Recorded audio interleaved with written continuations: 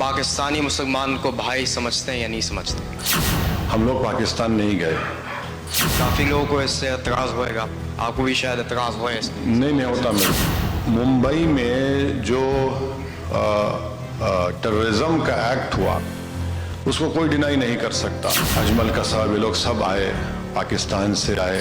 तो ये ज़रूरी है कि हम जिस खित्ते में रहते हैं वहाँ पर स्टेबिलिटी हो और सब अच्छा हो। तो पहला सवाल ये है कि आरएसएस की जो स्ट्रॉन्ग होल्ड है ये अमेरिका, कनाडा, यूके में बहुत स्ट्रॉन्ग होती जा रही है।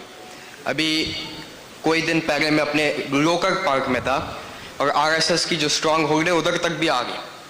तो बात ये है क्या जब इंडिया में है तो आप कैसे कॉम्बैट करेंगे आरएसएस के?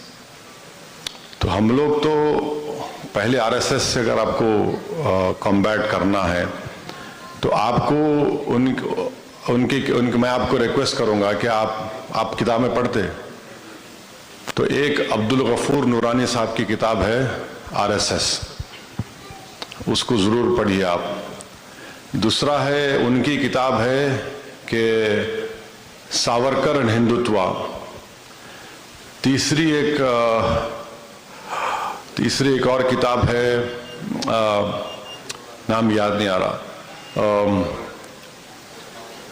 ये किताबों में आरएसएस को एक्सपोज किया गया है कि हाँ, एक शम्सुल इस्लाम साहब की किताब है।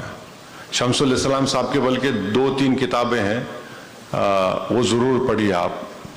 पहले आपको ये जानना पड़ेगा कि आरएसएस वाले जो ओथ लेते और सेकेंडली जो रोज़ वो लोग अपनी शाखा में दुआ करते, उसमें क्या है। उसमें वो लोग कसम खाते कि हम हिंदू कल्चर, हिंदू नेशन को गालिब करेंगे। ये आरएसएस का ओथ है, उनकी दुआ है। वो शम्सुल इस्लाम साहब की किताब है, 2 किताबें हैं उनकी, आप देखिए उसमें है। और भी आपके वेस्टर्न कंट्रीज में बहुत से लोग, हाँ, सावरकर की द हिंदुत्व किताब पढ़िए, छोटी किताब है। पहले आप पढ़िए, उन लोगों को समझिए, उन लोग क्या कर रहे हैं। मेरे को मालूम यहाँ पर HSS है, यहाँ पर वो आप देखना चाहिए लोगों को। हम तो कर रहे हैं, उनको आप देख रहे हैं। मगर ऐसा हो गया कि वो लोग बहुत पावरफुल है इंडिया में अभी, क्योंकि नरेंद्र मोदी खुद स्वयं सेवक थे और आरएसएस अपनी आइडियोलॉजी को प्रमोट करने के लिए अब जैसे हर थोड़े दिन को मोहन भागवत कुछ ना कुछ बोलते रहते। एक दिन बोले कि मुस्लिम महिला का ख़वातीन पे बोले, तो मैं उनसे बोला कि भाई आप बिल्किस बानो को भी मिल लीजिए। तो ये इनका एक एजेंडा है, उस एजेंडे पर वो लोग काम कर रहे हैं और वो लोग 90 साल से मेहनत कर रहे हैं, 90 ईयर्स से। ये उनका आज मोमेंट है, तो इसीलिए वो देख रहे कि इस मोमेंट में वो लोग क्या क्या कर सकते, वो सब कर रहे हैं अपनी आइडियोलॉजी को प्रमोट करने के लिए। तो आप लोग भी देखिए, पहले पढ़िए, समझिए उसको। और हम तो इंडिया में मुकाबला कर रहे हैं, अब तारीख लिखेंगे कि हम कितना अच्छा मुकाबला किए।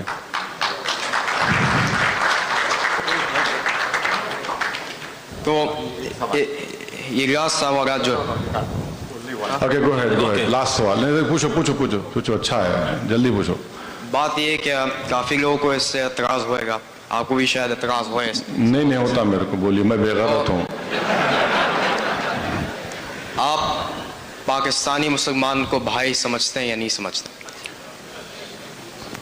देखिए, पाकिस्तान जब बना, हमारे बुजुर्गों ने उसकी मुखालिफत की थी।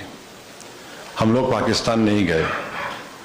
इसलिए नहीं गए क्योंकि हमारा मानना ये था कि जिस सरजमीन पर हमारे बुजुर्गों ने जहांबानी और जाफशानी की है और जिस सरजमीन पर हमारे बुजुर्गों ने अंग्रेज़ों से इस मुल्क को ग़ुलामी की छुड़ाने की लड़ाई लड़ी है, हमने अपने इस मुल्क को माना है।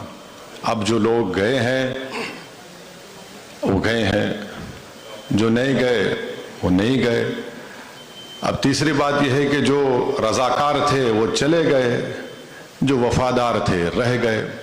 तो अब उनको भाई मानना नहीं मानना, देखिए हमारा मानना यह है कि भारत के अतराफ में जितने ममालिक हैं उन सब से हमारे ताल्लुकात अच्छे होने चाहिए, मगर मुंबई में जो टेररिज्म का एक्ट हुआ उसको कोई डिनाई नहीं कर सकता कि अजमल कसाब ये लोग सब आए, पाकिस्तान से आए। मैं खुद एक निज़ामाबाद की फैमिली को जानता हूँ, एक शादीशुदा बच्ची थी जिसको 5 या 6 दिन हुए थे शादी होके।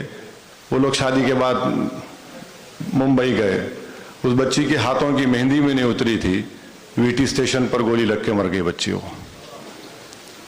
तो ये ज़रूरी है कि हम जिस खित्ते में रहते हैं वहाँ पर स्टेबिलिटी हो और सब अच्छा हो।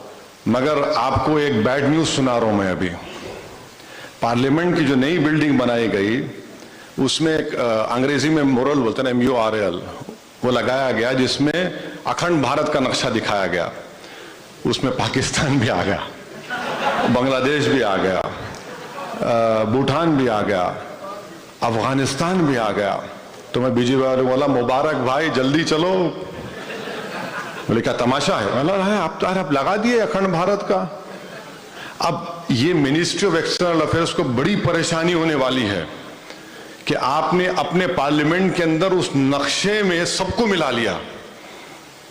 तो अब बताइए आप, पाकिस्तान भी आ गया, बांग्लादेश भी आ गया, भूटान भी आ गया, बर्मा भी आ गया, अफगानिस्तान भी आ गया, मैं पूरा अखंड भारत का ख्वाब श्री नरेंद्र मोदी लगा दिए अंदर।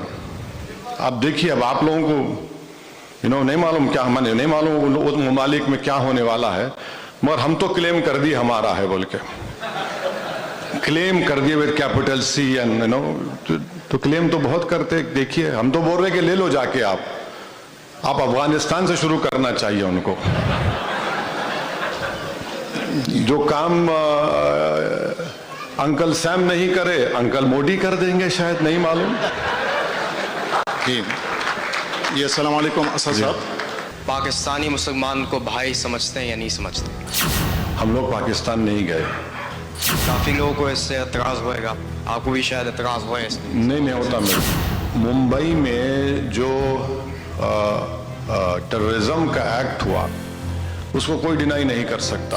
अजमल कसाब ये लोग सब आए, पाकिस्तान से आए। तो ये ज़रूरी है कि हम जिस खित्ते में रहते हैं वहाँ पर स्टेबिलिटी हो और सब अच्छा हो।